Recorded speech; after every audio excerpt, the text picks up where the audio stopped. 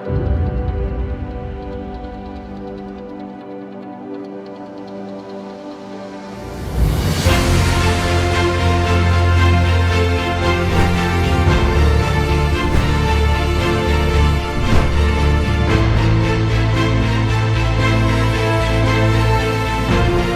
шинэ намайг энэ жоохон сэтгэлгээтэй залуучууд гаргамаар бай.